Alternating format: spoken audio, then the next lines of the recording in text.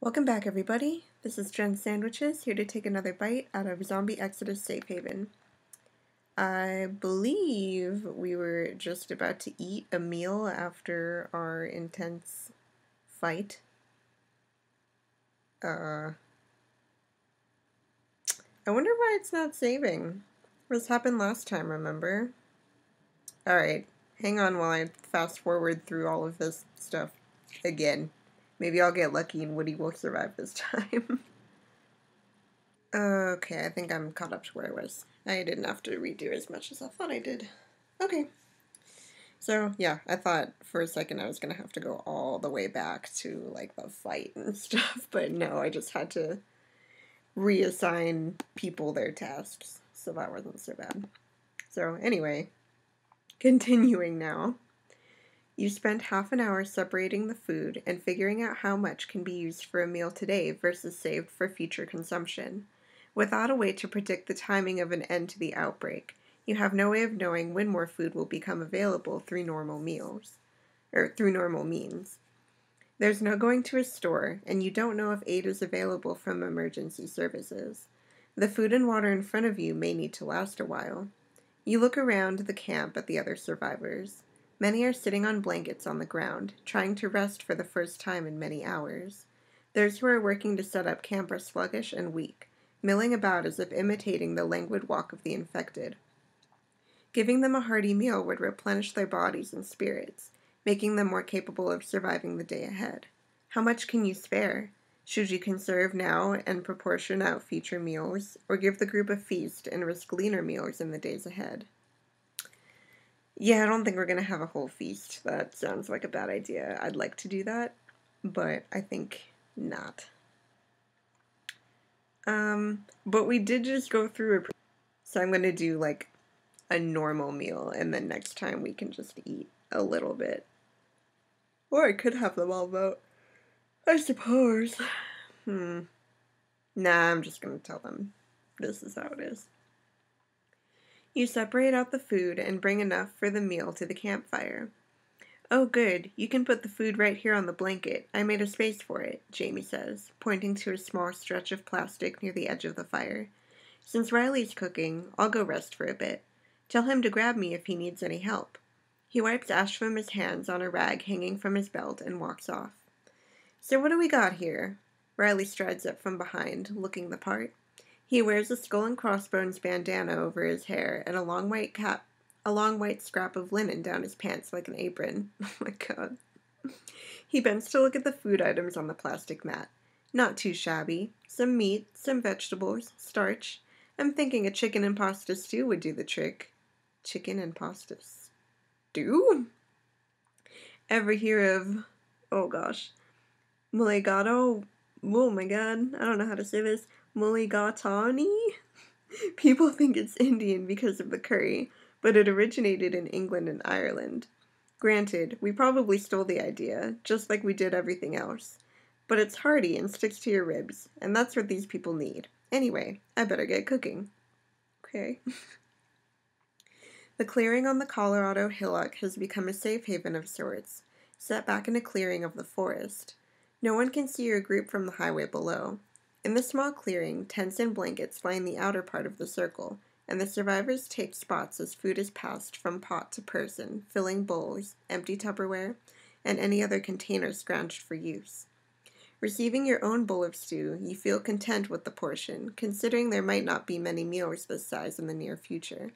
There's no telling how long you'll be stuck here atop the hill, but finding food will have to be a priority. The person you recognized on the hilltop after the battle walks over to you. Uh-oh, here we go. Hey, my name is Ray, she says. I was fighting in the battle on the hill. Not sure if you saw me. I appreciate you letting me join the group. She has dark brown hair with hazel eyes that draw you in. Pretty sure that's what I look like, but a guy. Let's look. What, 'cause I don't remember. Oh, look at this. My hair. Dark brown. Eye color. Hazel. Interesting. What's going on here? Yeah, when did I say you could join? Ray looks back, perplexed. Right after the battle, as we were pulling people to the top of the ridge, we shook hands. You patted me on the back and told me in a real commander-in-chief way, glad to have you with us. Maybe I was wrong to assume that was an invitation. Riley happens to walk by, and he nods at you and Ray. When you look back, Ray's not there. Just behind you, trees rustle in the forest. Creepy. With the meal prepared and ready to be served, you look around the clearing. While everyone eats, you look for a place to sit or someone to join. Everyone's eating so fast, you might only have time for one quick check-in. There will be time for more in-depth talks later. Well, let's see here. Definitely don't want to talk to Church because I don't care. Maybe Gina, maybe Jamie. Don't care about Kelly and Parker. Yeah, okay, I want a romance with Lopez. I do. And I'm sure whatever scene I might get is very steamy, but I also want to know about Ray. And it did say I'll have time to talk to people later, so I can always hit Lopez up later on. Let me see if I'm any more friends with him yet. Probably not. Nope. Okay, yeah, I'm gonna go talk to Ray, because I want to know. Ray sits past the campfire on the plastic lid of a storage bin, far away from most of the other survivors. She has a constant pout, though her mood seems to brighten the closer you walk. Oh, hey, Derek. I was just eating alone, as you can see. You spend some time there, enjoying your meal while chatting and occasionally looking around camp at the other survivors. They eat their meal with greedy abandon, foregoing any degree of etiquette or reserve. Hands are used instead of utensils. Tongues lap at the lukewarm liquid, and soup is drunk from tilted bowls. Church walks over to Parker's blanket, and they kneel together in silence, heads bowed and hands pressed together in a sign of prayer. After a few moments, Parker makes the sign of the cross, and Church walks back to his camp spot. Gina might be the only person who's content. A slight grin never leaves her face as she glances around camp at all the survivors. I'm very interested as to what Gina's story is, too. Like what happened to her that being with our weird ragtag bunch makes her happy? With the meal over, cleanup begins. Without a sink to rinse out bowls and containers, your companions use a sparse amount of bottled water to clean them or simply wipe them out with paper towels. Riley steps before the fire, puts his fingers in his mouth, and blasts a loud whistle.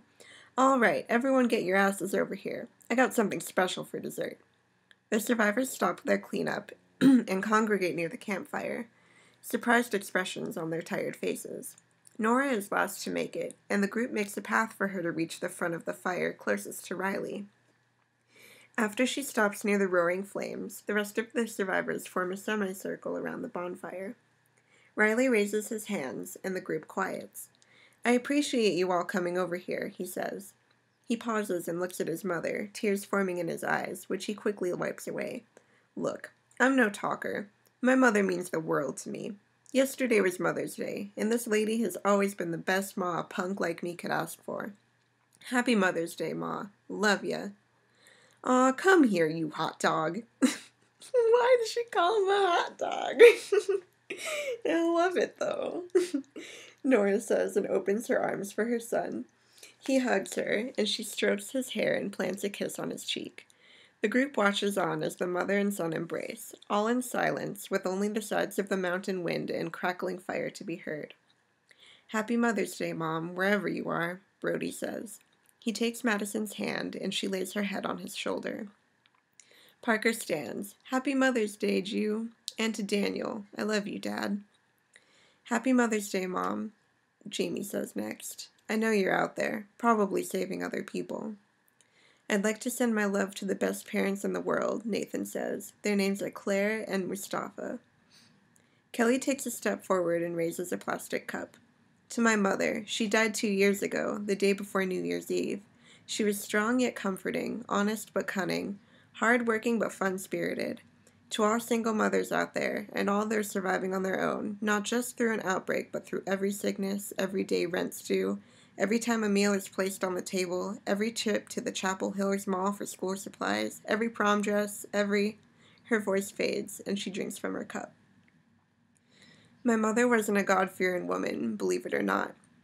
Church says as he stands up, a wide-brimmed Panama hat in his hand. But she raised me right, worked 2 jobs to put me through divinity school, and died of a heart attack still working at 91. Happy Mother's Day to you. He points to the sky. Gina stays seated but lifts her cup. Happy Mother's Day, Mom. And to Michael, I love you and miss you. Her voice breaks at the end. Oh, God. You know how hard this is to read without, tearing up and crying? Very difficult. You should be proud of me. Everyone stands around the campfire, silent in a brief pause from expressing their Mother's Day wishes. Finally, Rachel raises her mug next. My mother is a wonderful woman. She's a head librarian in London. At least, I hope she still is. Rachel breaks and looks at the ground. When life was particularly challenging, she would remind me of the story of the elephant and the hummingbird. One day, an elephant came upon a hummingbird lying on its back on the branch of a tall tree, its tiny feet in the air. What are you doing? The elephant asked. The hummingbird replied, I heard that the sky might fall today, and so I'm ready to help hold it up should it fall. The elephant snorted a cruel laugh. Do you really think those tiny feet could help hold up the sky? The hummingbird kept his feet up in the air, intent on his purpose. Not alone, but each must do a part, and this is what I can do. The campfire flares, and Riley moves to check it. He pushes some of the logs apart, and the fire stops smoking. Lopez stands and holds his cup up, smiling. I didn't have a good relationship with my mother. She didn't show me love, and I don't mind. So, happy Mother's Day, Nora. You're a good lady. Thank you, dear, Nora says. With the group finishing their toasts and expressions of remembrance, you... Oh... That's so sad, saying nothing, I don't care. No, I'll say Happy Mother's Day. The group answers your words with a drink from their cups. With dinner finished, Riley brings a tray of marshmallows, chocolate, and graham crackers to the fire. Hey everyone, time for s'mores. Yes, chocolate! Madison yells. That's me. I love chocolate. Way too much. The group gathers around the fire again, and sticks with marshmallows are passed around for roasting. For the first time since the battle against the Horde, you see relief and a bit of happiness on the faces of the survivors. People are talking, laughing, and enjoying the taste of the sweet treats. 2 full bags of marshmallows, 10 bars of chocolate, and an unopened box of graham crackers are all eaten. It might be the last time for such a dessert for a while to come, but from the looks around camp, it was worth it. It's totally fucking worth it. It's only day 4. It was worth it. So much has happened since you left your home yesterday, it's hard to think about what to do now. Most of the survivors are working on setting up places to sleep for the night, or have already started napping.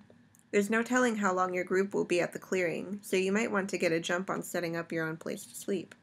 Hey, Derek, Brody says from behind. You turn and see him carrying a small knapsack over his shoulder. Me and Maddie are heading to a lake nearby. Rachel said it's fresh water, and I even found a fishing rod in one of the cars we scavenged. I just want to go and clear my head. Maddie, too. It's tough to think about all the people we know who've died these past few days. We just need to do something normal. When we were kids, we'd go fishing with Uncle Nate. It was one of the few times when our troubles would go away for however long we were out there on the bank of the lake. Maybe we can feel that again. Brody, get your skinny butt over here, Madison shouts from the edge of the clearing. She has her AR-15 slung over her shoulder. Also at the side of the clearing, Nathan and Kelly prepare to leave camp to scout west of the hilltop. You overheard them telling Rachel that they were heading out after the group meal. As you watch Brody and Madison make final preparations before heading to the lake, you see Jamie walking towards the hillside path to the highway.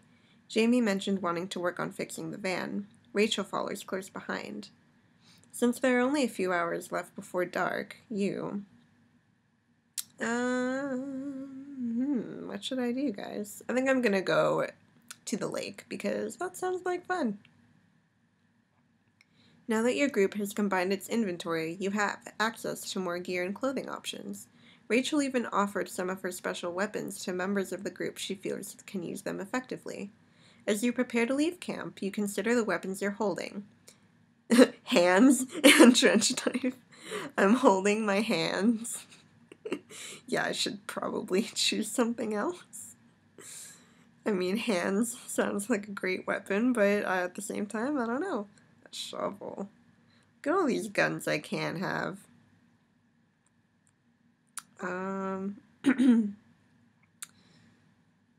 Yeah. Oy. Sorry.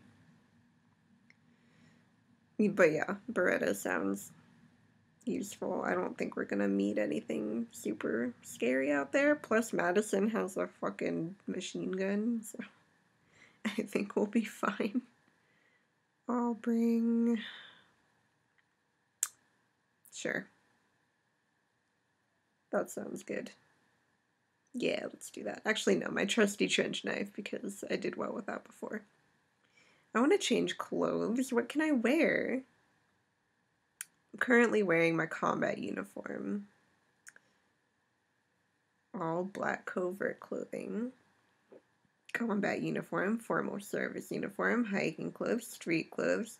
Oh man, I could be like fucking goth and awesome. Look at that. Studded, spiked leather outfit, dog collar, and leather gloves. Those are the kinds of things I wish I had gotten to wear as a teenager, but never did because I was scared. I could wear a dress. Should I wear a dress, guys? Should I can't, but I think that's awesome that you could if you wanted to be a guy in this game and wear a dress. I think that's amazing. But I'm just gonna wear street clothes. We're just going to the lake. You dress in a casual and comfortable shirt and pair of pants, along with a pair of sneakers. In the late afternoon, your group takes the narrow, natural path through the woods towards the lake. Within minutes of the trek's start, you hear the buzz of insects and spot the quick movement of a fox from a burrow. The fresh smell of pine makes the air crisp and new, waking you up and reminding you that parts of the world have been left untouched by the outbreak. Knowing how precarious your situation is, you find yourself keeping an eye out for any edible plants you can return to camp with. Immediately, you notice cattails growing near the edge of the lake. While far from the most appetizing of plants, you know cattail roots can be a great source of starch. However, you also know there are some look-alike plants which are poisonous. You move closer and pull a small one from the mud. To your delight, there's no odor other than mud, so you know it's safe. That's pretty cool. Then you notice a fine golden dust on your hand from the upper portion of the cattail. You recall this is the time of year when some cattails produce pollen. You smile, as you know that if enough cattail pollen is collected, it can be used in place of flour to make biscuits or other baked goods. That's really cool. I didn't know that. That's awesome. I can't wait to rinse off in the lake. I can't stand how badly my clothes smell, Madison says, pulling out the end of her shirt and wrinkling her nose. Are you sure the lake isn't going to be stinky and nasty, too? I haven't swum in a lake for years. I hope the water isn't freezing, Brody says. Oh my gosh, Brody, remember when you were 10 and the heat pump in the jacuzzi busted and you jumped in the freezing cold water? I swear the water actually turned yellow from all the pee. It was like Jaws bit someone's bladder underwater. Madison laughs so hard she holds her stomach and cries while trying to catch her breath. Brody glares at her. I just drank a 16-ounce Mountain Dew. What did you expect? Oh my god. That's funny. The path widens as the forest thins, opening to a low field of lush grass drenched in sunshine. Butterflies flutter through the air at your presence, lifting through the haze and gliding to the trees. From the right, the rustle of leaves and branches calls you to spot the denizens of the forest, a duo of white-tailed deer traipsing back from the lake on your left. Madison stops, whispers, and points. Look, over there. In a much louder voice, Brody says, What? 30 yards away, a full-sized deer jumps into the brush, rushing away from the sudden noise. Madison turns on her brother, fury on her face, and punches him in the shoulder. When someone whispers something, you don't go and yell it, do you understand? She growls. Madison, Brody tries to explain. Oh, whatever, she says and trudges back down the path. Brody lingers behind until he catches your attention. He gestures you to the side, and you can tell that something is really bothering him. What's the matter, Brody? You ask. I think, he slowly explains, I think there's something wrong with Maddie. If you're talking about that outburst, you say. Brody shakes his head, interrupting. That might be a part of it, but not the cause. No, well, she's been acting as if this were some kind of vacation. Vacation, you ask? Brody nods. Almost everyone else has reacted some way with what's gone down. Some cried, others got angry, or some just went silent. Madison, she's too cheerful, too lively. Is there a way I can help? You ask. Talk to her, Brody says. Maybe she'll open up to you. Just don't tell her I said anything. Her and I don't exactly have the best relationship. From down in the glen, Madison turns and shouts in a loud, stern voice, "Hurry up, slowpokes!" Brody gives a final look your way, then hurries in Madison's direction. You follow suit. You soon find yourself in a rather green-looking clearing. Verdant grass and flowers provide a soft place to sit, while the water of the lake laps against the shore under a gentle breeze. Everyone tosses their backpacks to the ground. Madison looks toward the water greedily, while Brody is busily looking around within his backpack. Does anyone know the name of this lake? Madison asks. I've never been here, but I think I'd like to return someday. Brody shrugs. Your guess is as good as mine. You actually remember an old news story about this area, one that had been repeated on television for a while. One perspective showed a nearby junkyard, where the reporter had talked to the owner several years ago. Vestiges of memory tug at your awareness, and then you remember the name. This is Sapphire Lake, so named by the first American explorers who discovered it. They were struck by the deep blue color of the water. Sapphire Lake? Why does that name seem familiar? Madison muses to herself. Leatherjack, Brody says quietly, his face getting a little more serious. You don't mean... Madison starts to say, then stops when she sees Brody's affirming nod. Yeah, Leatherjack. A serial killer from about 50 years ago. He would take hunters, hikers, whoever crossed his path, and skin them alive, you say, feeling unnerved by even discussing a serial killer. Made their skin into jackets. If it was leather, wouldn't he stop at some point? Madison asks. You know, once he had a full jacket. Not really, you reply. It wasn't like he cured it properly. If nothing else, he kept hunting to replace the newest patches in his jacket. No one needs to worry about him. Police caught him decades ago, you say. Although some people say they feel his presence to this day. Well, that's fucking creepy. The group? What group? It's just the three of us. I bet if some people had... Actually, I know because I played the beta and I played this part, but yeah. If other people had survived, it would have been a group, but sadly it's just the three of us. The group splits up, with Madison walking closer to the shoreline, while Brody walks along the edge of the lake away from everyone. Ooh, what should I do? Go fishing. No vegetarians. Go swimming. I do want to go swimming. Or I could talk to Madison and try to, like, be nice to Brody and Madison by making her feel better. Maybe I'll do that. As you get closer to Madison, you see that she's looking into her backpack mournfully. She cocks her head as she notices your approach and asks, Do you happen to have any shampoo? With conditioner? I do, actually, you say and dig through your backpack. Here you go. She takes the bottle with the biggest smile you've seen from her. Oh my gosh, this is amazing. My head feels like birds have been nesting in it for a week. Madison steps away from her brother and leans in. So, what did my brother ask you to do? Keep an eye on me? What makes you think he asked me to do anything? You reply. Madison rolls her eyes. Don't think I'm stupid. He's been overly protective, even for him. And now he isn't, but you're here. Yeah, I'm not gonna lie to her. She knows what's up anyway, so... He asked me to check up on you. Anger crosses Madison's features. So he doesn't think I can pull my own weight? Why, You quickly raise your hands to pacify Madison. He said no such thing. No, he was concerned about, well, your emotions. Surprise sharpens Madison's face. My feelings? Okay, now you've lost me. You take a deep breath as you ponder best how to broach the subject. Yeah, this one. He worries you haven't had a chance to grieve. You blink and say, He's just worried that you haven't had a chance to properly grieve. You take a deep breath and continue. I mean, you have seemed rather chipper lately. Madison's eyes narrow as she says, "And so because I'm not bawling my eyes out, something's wrong with me?" She takes a deep breath and sits down on the ground, drawing her knees up to her chin. "And do you agree with him?" Um, uh, yeah,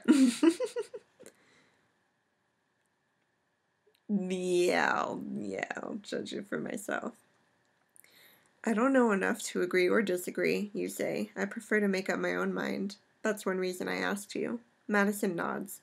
"Thanks for the vote of confidence. Still, I guess it's good that you'll wait to make up your own mind." She bites her lip, holding her arms together. "You want to know the truth? I'm terrified. Brody thinks he has a good idea of what's going on, but he doesn't. Not really." "You don't think he's brave?" you ask. Madison's lips curl. "Oh, he's brave. However, a wise man once said that if someone was brave, they were also stupid. My brother is the bravest boy I know." She spares a glance in her brother's direction. "The days, weeks, months to come, they're going to be more dangerous, more demoralizing than what we just faced. After all, what do we do if winter hits and we don't have enough food? What happens when someone cuts themselves and it gets infected, but we don't have the antibiotics to treat it? I'm sure we'll figure out how to deal with all of it." Some of the others have thought that far ahead. Rachel, maybe Jamie, you. But the others, they haven't. Don't get me wrong, we also have to be worried about the day-to-day stuff, but we need to start thinking long-term. A gust of wind blows her hair into her eyes.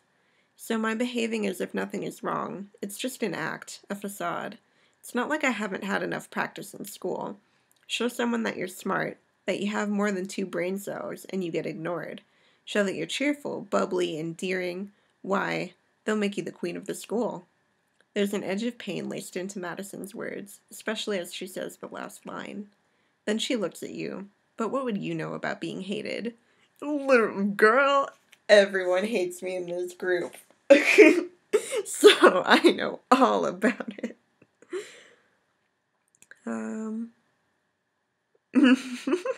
"Yeah, sure, I know a lot about being hated." You bitterly frown. "I've known hate against me. Maybe I could have done things differently in my life to change how people felt about me. I don't know." Madison seems a little taken aback by your vehemence. She seems like she's going to say something, then grows silent. Madison then looks at you, a small bit of hope on her face. "Look, I'm not trying to be all moody and emo. We're here to take a break from the outbreak. Let's enjoy the few hours we have here before we have to go back to Camp 2 Feast to Feast." I can't even say it because it's so ridiculous. Sorry. "Let's enjoy the few hours we have here before we have to go back to Camp Too Fast to Feast on." Okay. Well, cool. I think my talk with her seemed to go well. I kind of want to see. Sounded like, well, she didn't come out of it hating me, so that's good, because if you say the wrong stuff, I'm pretty sure she'd be like, nope. Oh, but, no. Okay, well, I tried. I tried. Let's go swimming. I should probably hunt or find edible plants, but I want to swim. You gaze upon the lake, and for a moment the events of the day slip away at the inviting waters. Meanwhile, you see Brody taking off his shirt, while Madison strips down to a bra. While everyone else is undressing, you... Wouldn't it be the most awkward thing if I just skinny dipped in front of these 2 teenagers? That would be horrifying. I'm just gonna go in my underwear like that. You decide to maintain a slight modicum of decorum and simply undress to your underwear. The breeze chills your skin, but you quickly adjust to the coolness of the air. "Last one in is a rotten egg," you hear Madison yell, and the small group suddenly darts for the water. Madison manages to beat her brother, but Brody takes a respectable second. You head into the water, finding it warmer than expected. Soon the sound of splashing water and pleasant cries fills the air. As you rush into the lake, you tense up from the shock of the cool temperature, but as you move around, your body warms to its surroundings. When a cool breeze blows by, you shiver, but overall the lake is soothing and refreshing. Brody takes a huge gulp of air and dives deep below the water's surface. A few long seconds pass, and when he rises, he holds a rather interesting rock in his hands. He turns it over and over, studying it as he treads water in a deep area. A few yards closer to shore, Madison is lazily floating on her back. You spend a while in the lake, swimming and enjoying the company of your companions in the clear, cool water as the sun sets over the tree line to the west. Well, what a nice, pleasant swim we had. And I still have time for one more thing. I guess we should go fishing. Probably. You look at the lake and grin at the sight of the tranquil blue waters. Since you don't have a fishing pole, Brody offers to share the one he found with you. You lift up the rod, making sure the line isn't tangled up, as well as looking at how many hooks you have. You're pleased to see that in the event a fish takes your hook, you have enough to continue fishing. Madison wrinkles her nose. I can't believe you're spending your time fishing. Ugh, how anyone could stand to touch them is beyond me. Just thinking about it makes my skin crawl. She quickly moves away, leaving you to the water and ensuing silence. I admit, I've only ever done this with Uncle Nate before. He always dug out the hooks once we caught the fish, Brody says. Although I know how to do it, he got frustrated by how long it took me and would do it himself. I barely got to touch the fish. You can keep your hands clean if you want, you say. Nah, I want the practice. I plan to catch so many I'll have tons of chances. He smiles with confidence. Time passes as you cast your line into the water, catching enough fish that you should be able to provide food for those so inclined tonight. For an hour, you sit on the bank of the lake, watching your line sway to and fro in the water, and you're amazed at how many fish bite your bait this late in the day. While you're here at the lake, you proceed to clean them, tossing the guts into the water. Brody catches more fish than you, but you enjoy his company, joking around and laughing like you're two buddies on a field trip, not two survivors fishing for food to provide for your group. If you happen to stay at the hilltop, you plan to come back here to relax, fish, and spend time with your companions. Hell yeah. What a productive time. Should we grab some? I don't think grabbing lake water to drink is a good idea, but I guess if we boil it. You walk to the edge of the lake and kneel next to the coast. Water flows from right to left in a slow current, and as you stare into the light blue liquid, small fish and bits of grass swim a few feet down. Dead insects or bits of dry dirt lie on the surface, reinforcing the need to clean this water before drinking. Okay, good. You take a few empty bottles and, along with your canteen, fill them up with the slightly murky liquid. You'll need to boil the water once you get back to camp, but having this lake so close to the hilltop means one less resource to worry about. Very nice, very nice. Let's talk to Brody. Approaching Brody, you see that he's looking at the opposite side of the lake. You stare in the same direction, but you don't see anything other than the water glistening in the sun and a distant shoreline. How much do you want to bet I could make it to the opposite shore? Brody asks, tensing his arms as if in anticipation. Depends on what you have to wager.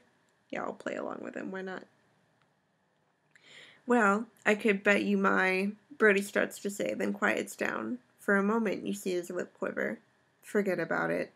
Other than the clothes on my back and field hockey stick, I don't have anything to my name, do I? I didn't mean anything, you start to say, but Brody interrupts. No, you did nothing wrong. I think in the back of my head I always thought I could go back home. Glancing at the distant shore once more, you ask, so what's the reason you wanted to play as a merman? Brody runs a hand through his hair. I guess I just have some extra energy to burn off. He's quiet for a few more minutes. No, that's not right. I guess I'm just feeling a bit frustrated. Frustrated? Over what? Maybe I can help, you reply.